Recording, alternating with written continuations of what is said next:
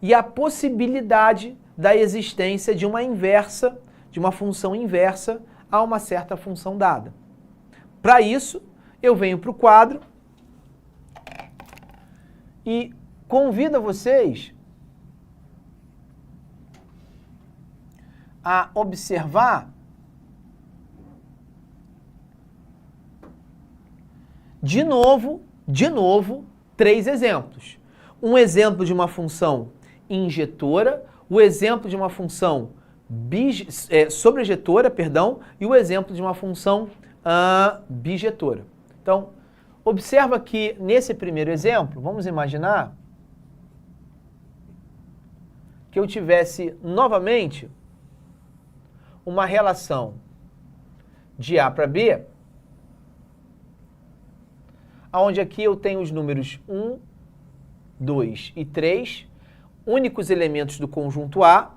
Aqui eu teria os elementos 2, 3, 4 e 5, os únicos elementos do conjunto B, e a minha relação é uma relação que, para cada elemento do conjunto A, eu vou associar esse elemento ao seu respectivo sucessor.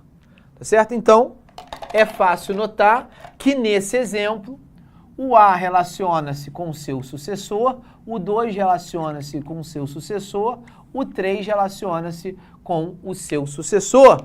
O fato do sucessor ser um conceito exclusivo, ou seja, só existe um único sucessor a um certo elemento, o 2 é o único sucessor do 1, o 3 é o único sucessor do 2, o 4 é o único sucessor do 3, essa exclusividade me garante afirmar que essa função, ela é uma função injetora. Entretanto, se você observar, os elementos que compõem a imagem da função são os elementos 2, 3 e 4. Observa que não são todos os elementos do conjunto B que formaram relação. Logo, eu não consegui garantir que o conjunto contradomínio e o conjunto imagem sejam iguais. Então, nessa situação, a função não é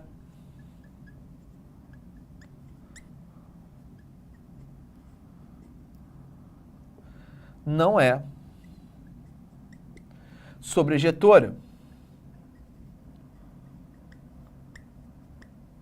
Sobrejetora. Quase que não saiu.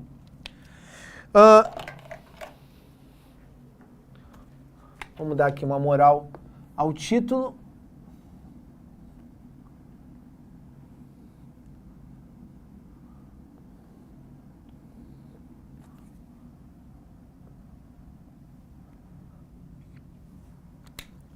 Vamos agora para o segundo exemplo, pessoal. Vamos pensar agora nesse segundo exemplo aqui, ó. Nesse segundo exemplo, eu tenho o conjunto A e o conjunto B. O conjunto A é formado pelos elementos menos 2, menos 1, 1 e 2.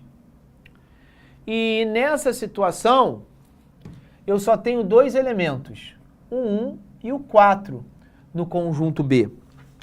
E a minha relação vai ser feita da seguinte maneira, pessoal. Para cada elemento que eu associar do conjunto A, eu vou buscar o seu respectivo quadrado. Tá certo? Então, o quadrado de menos 2 é 4. Assim como o quadrado de 2 também é 4.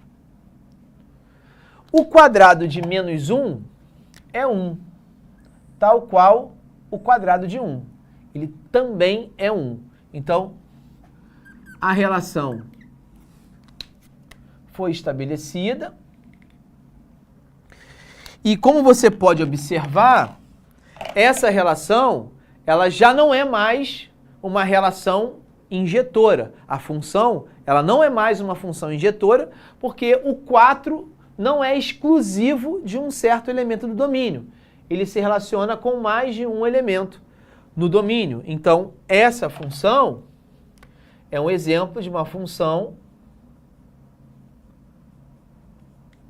que não é injetora. Entretanto, agora, se você observar, tanto os elementos 1 e 4, eles são os únicos elementos do conjunto contradomínio e do conjunto imagem. Ou seja, o conjunto contradomínio e o conjunto imagem são conjuntos rigorosamente iguais. E isso faz com que eu garanta que a função, ela de fato é uma função sobrejetora.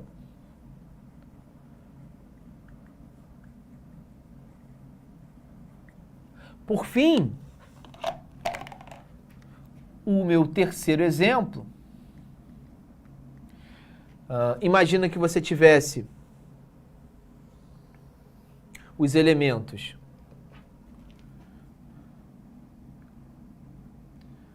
1, 2, 3 e 4, e para cada um desses elementos, eu associo esses elementos aos números 3, 5, 7 e 9.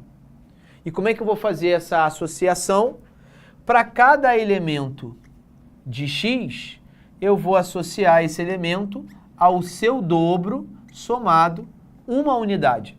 Então você pode observar que no caso do 1, o dobro do 1 é 2. Somado a uma unidade, eu tenho 3. Então, o 1 se relacionou ao 3.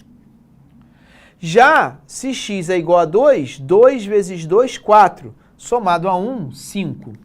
O 3 vai com 7, porque o dobro de 3 é 6, somado a 1, 7. 4 vezes 2, 8, somado a 1, 9. Então, você pode observar que essa situação é uma situação onde todos os elementos do contradomínio, eles se relacionaram, o que faz garantir que a função ela é sobrejetora. O contradomínio e a imagem são representados por um mesmo conjunto. Além disso, os elementos da imagem são exclusivos a certos elementos do domínio. Então, eu tenho aqui a ideia de uma função injetora somado à qualidade de uma função sobrejetora, gerando, portanto, a tal função bijetora. Tá certo? Bom, para que você consiga entender perfeitamente qual a relação entre função inversa e essas três classificações, falta só eu te lembrar o que faz uma relação binária ser qualificada a uma função. Então, vou escrever aqui uma OBS e vou lembrar você o seguinte.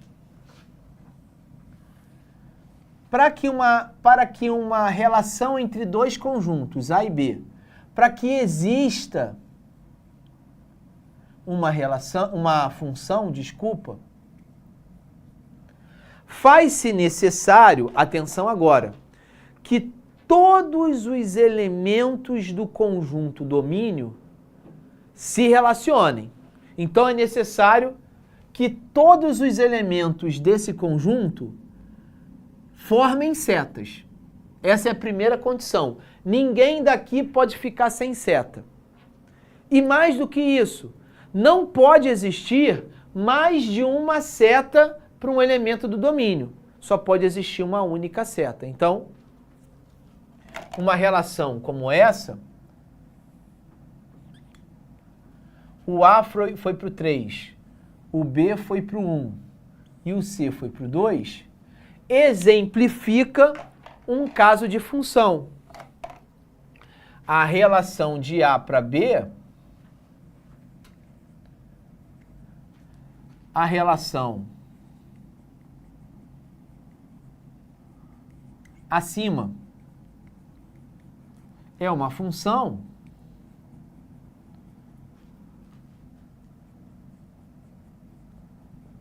por quê? Porque todos os elementos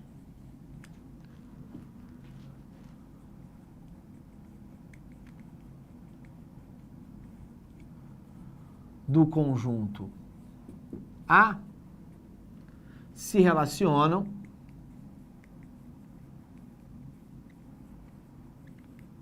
com algum elemento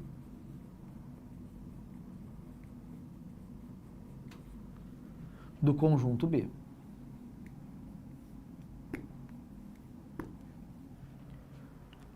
Se isso não acontecer, ou seja, se por acaso o A não se relacionasse com ninguém, ou se o A se relacionasse com o 3 e também com o 4, isso geraria uma situação onde a relação binária A para B não poderá ser qualificada a um cargo de função. Muito bem. E o que essa OBS me ajuda a entender a ideia de função inversa? Bom, intuitivamente, o que é uma função inversa? Uma função inversa, do ponto de vista meramente intuitivo, diz para mim o seguinte: se eu estou estipulando uma função que começa em A e termina em B, intuitivamente, a inversa da função vai ser uma relação que começa em B e vai terminar em A. Então, para que essa relação, para que essa função tenha inversa, faz-se necessário que tanto a minha visão de A para B, quanto a visão ao contrário, a inversa, de B para A, ela continue respeitando as condições pré-estabelecidas para que uma relação binária se torne função. Tanto de A para B, quanto de B para A, eu tenho que enxergar que as condições de funções foram respeitadas. E aí, cada um desses exemplos necessariamente vai te levar à conclusão se é ou se não é uma função. Vejamos. É óbvio que de A para B, nesse exemplo 1, é óbvio que de A para B existe função. Senão a gente nem teria classificado a função como injetora. Então, de A para B, eu sei que os três exemplos de A para B são funções. Cabe agora a gente saber se de B para A vão ser funções. Então, vejamos. De B para A é daqui para lá. Observa que daqui para lá, o 2, de fato, ele se relaciona com 1, o 3 se relaciona com o 2 e o 4 se relaciona com o 3. Até aí tá tudo maneiro. Tudo tá legal. O 2 só se relaciona com 1, o 3 só se relaciona com 2 e o 4 só se relaciona com 3. Mas se você observar, tem um elemento que não está se relacionando com ninguém. E o fato dele não se relacionar com ninguém, quando eu penso agora que eu estou indo de B para A, esse elemento 5 fere, ele vai de encontro ao que a gente definiu como função. Porque aquilo que a gente definiu como função é que todos os elementos do conjunto domínio, que agora é B, né? De B para A, o domínio agora é esse cara aqui.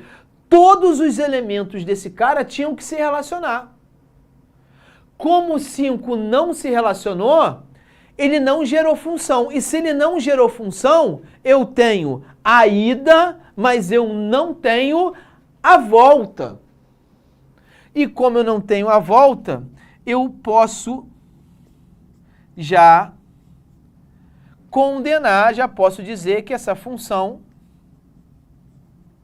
ela não admite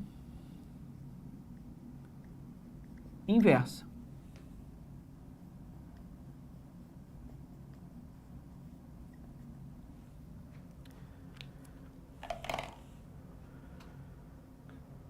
Então, vamos lá, vamos voltar. Por que ela não admite inversa? Porque quando eu olho de B para A, existe um elemento que não se relacionou.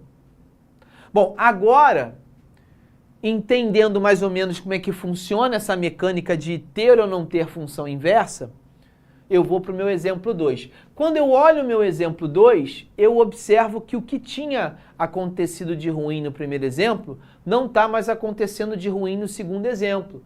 Todos os elementos se relacionaram, só que agora aconteceu o outro problema. Que outro problema? Como agora eu estou indo de B para A, o B é o meu domínio. E eu sei que quando eu inicio uma relação, cada elemento do domínio só pode se relacionar com um único elemento da imagem. Então, isso não está acontecendo aqui. O 1 ele está se relacionando com o menos 1, mas também está se relacionando com 1. Você pode observar que o 4 está se relacionando com o 2, mas também está se relacionando com menos 2 e também com mais 2. Então você observa que mais uma vez, no caso agora esse exemplo, acabou me obrigando a condenar que essa função não vai ter inversa. Então, de novo, ó, a função não admite inversa.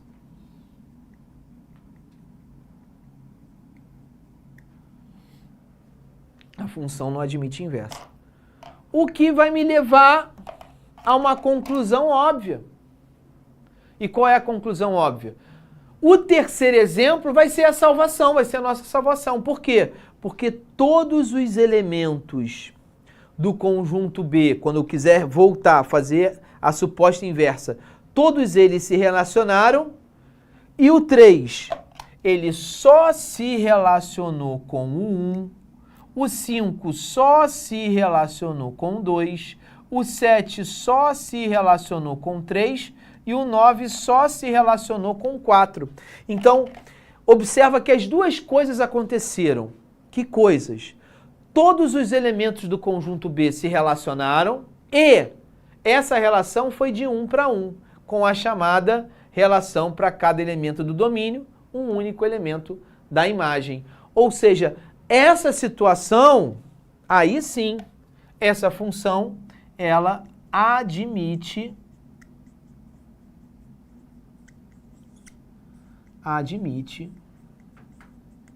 inversa. E aí, pessoal, a gente pode chegar à seguinte conclusão, a conclusão que de fato fecha essa primeira parte da aula. Qual é a conclusão que eu posso chegar? A conclusão que eu posso chegar é a seguinte: a condição necessária e suficiente para que uma função admita ter inversa, portanto, para que uma função seja invertível, faz-se necessário que antes de qualquer coisa, essa função seja o quê? Essa função seja uma função bijetora. Porque a função injetora não me garantiu. A função sobrejetora não me garantiu. A única função que me garantiu a invertibilidade é a bijetora. Então, para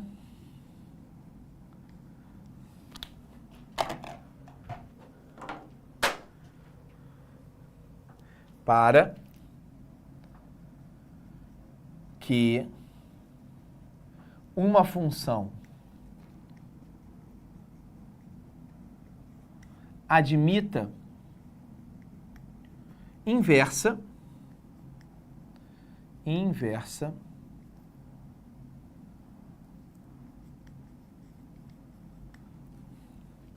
faz-se necessário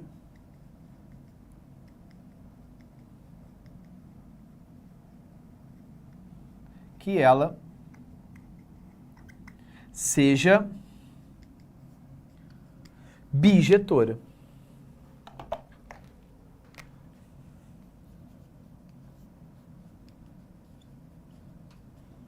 Fechando, portanto, justamente o diálogo, né, entre classificação da função enquanto imagem e a possibilidade de uma função admitir ou não admitir inversa. Para que a função seja ou tenha uma inversa, qual é a condição? Ela antes tem que ser uma função bijetora.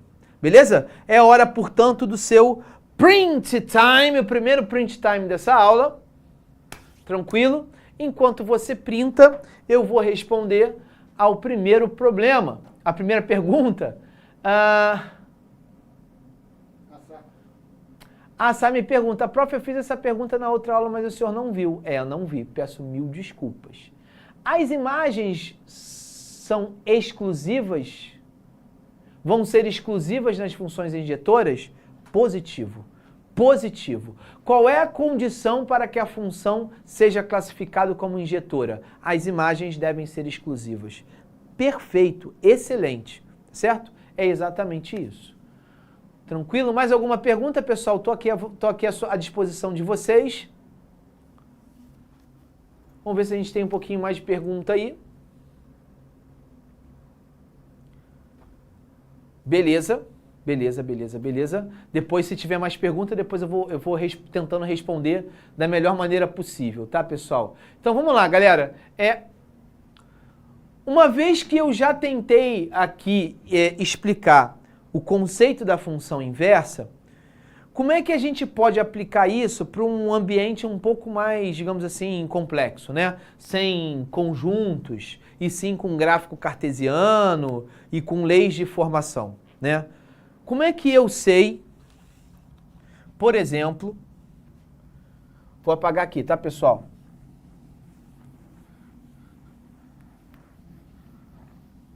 Bom, vamos lá. Vamos supor que eu tenha uma função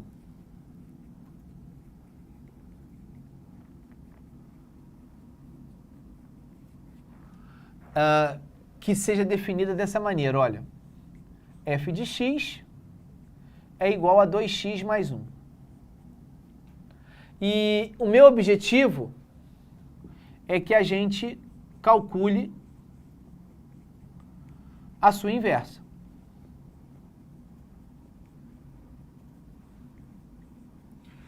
Então, vamos lá, pessoal.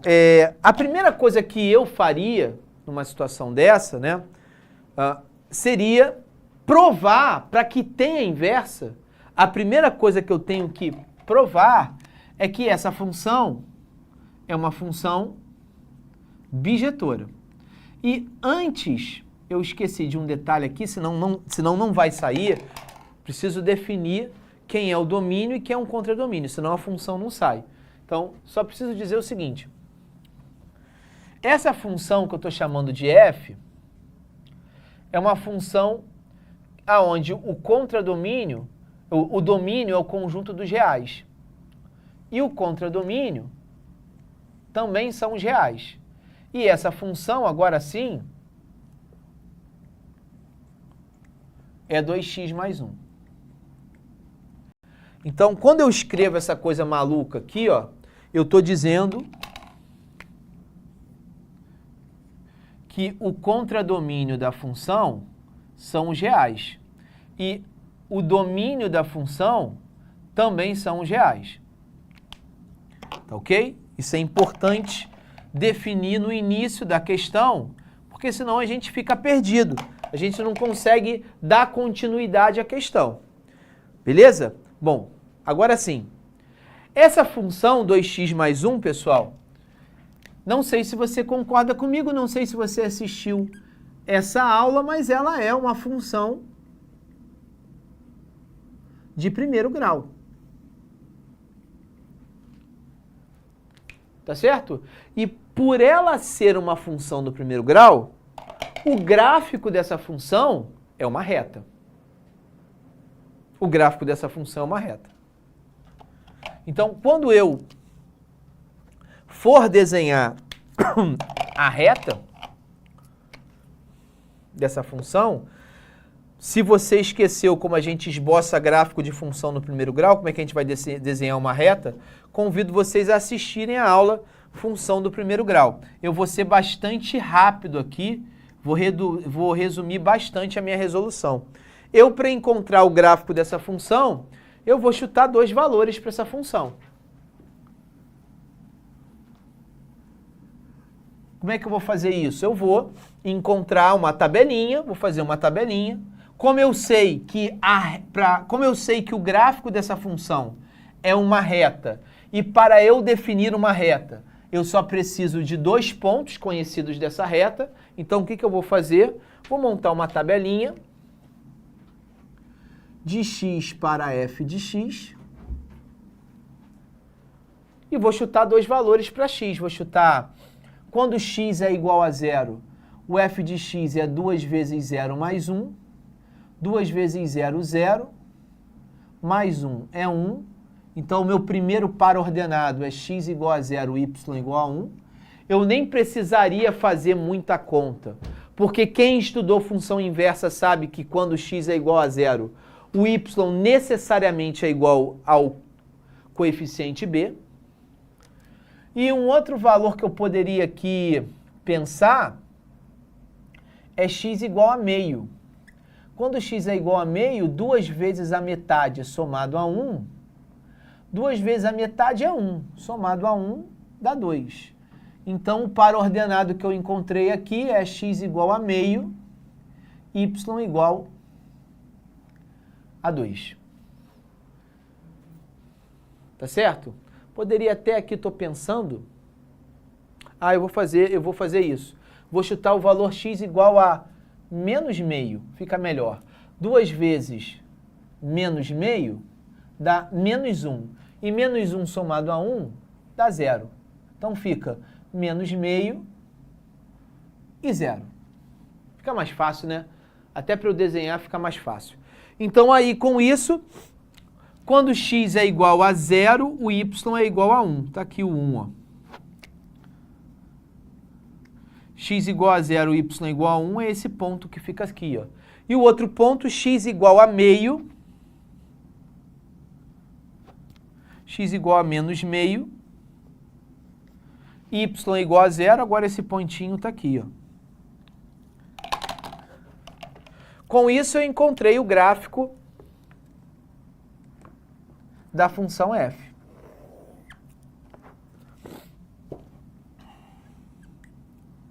Bom, o gráfico da função f, pessoal, esse gráfico da função f, que representa uma reta, ela me diz muita coisa. A primeira coisa que ela me diz é que essa função, graficamente falando, ela me deu bastante certeza que essa função ela é uma função sobrejetora. Porque uma vez que essa reta é formada por infinitos pontos, essa reta ela vai começar desde lá em cima, no céu, e vai terminar lá embaixo. Deus sabe aonde que terminou. Ou seja, ela vai lá do menos infinito até o mais infinito. Então a imagem, se vai de menos infinito até mais infinito, a imagem também é o conjunto dos reais. Então, a minha ideia é o seguinte, já que o gráfico é uma reta, eu posso concluir que a imagem da função também são os reais, porque vai de menos infinito, de menos infinito até mais infinito. E se a imagem é igual aos reais, a imagem e o contradomínio são iguais, porque o contradomínio também é o conjunto dos reais. E isso me faz concluir que a função ela é sobrejetora. Bom, além da função ser sobrejetora, a função ela também é injetora. E por que a função também é injetora? Porque observa o seguinte, qualquer ponto dessa reta, qualquer ponto que eu escolha, vai me oferecer uma altura diferente e um valor de x diferente para cada uma dessas alturas. O comportamento da reta me garante de uma maneira muito intuitiva que esse valor de x1 me oferece uma altura diferente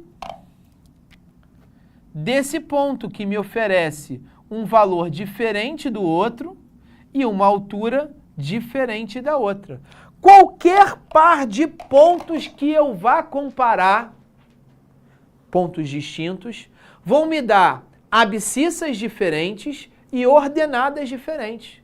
Então, por ser uma reta, eu também consigo garantir que as imagens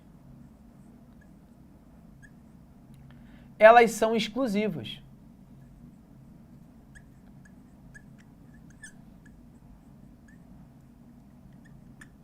Exclusivas. Vou dar aqui eu abreviei a paradinha ali. Então, uma vez que as imagens são exclusivas, isso me garante que a função também é injetora. Glaucio, eu não entendi muito essa parada de ponto aí, x1, x2, altura, não entendi não. Tem algum macete para substituir isso que você falou? Tem. Faz o seguinte, ó. Traça uma reta paralela ao eixo x, no lugar que você quiser do gráfico. Se nesse lugar que você quiser do gráfico, tracei, por exemplo, essa reta paralela a esse eixo x. Se eu encontrar uma só interseção dessa reta vermelha com a reta azul, com o gráfico da função, se eu encontrar um pontinho só, essa função ela é injetora. Se eu encontrar mais de um pontinho, aí ela deixa de ser injetora. Mas a função, ela é sobrejetora e ela é injetora. Se ela é uma e ao mesmo tempo é a outra, logo ela é bijetora. Pronto! Eu provei que a função é bijetora. Falta só mais uma coisinha. Falta encontrar a inversa. E o que é a inversa, pessoal? É a coisa mais fácil do mundo. Quando você está analisando a função original, o primeiro conjunto é o x, é o que inicia o processo. Eles são representados pela letra x. E a imagem são representados por f de x, ou são representados por y. Então, vê se você concorda comigo. Inicialmente, a função original é definida por f de x ou y, tanto faz, f de x ou y igual a 2x mais 1. Quando você quer encontrar a inversa, encontrando a inversa. Quando você quiser encontrar a inversa, é só você usar o seu lado intuitivo. Ou o que eu quero dizer com isso? A função inversa é a inversão de papéis. O que era y virou x e o que é x virou y. A inversão de papéis, o que era y virou x e o que é x virou y. Então, o que antes era y, agora virou x. E o que antes era x, virou y. E agora, pessoal, por uma questão meramente de conveniência, você vai isolar o valor do y. Então, a partir de agora, você vai isolar o y. Se x é igual a 2y mais 1, x menos 1, passei o 1 para lá, é igual a 2y.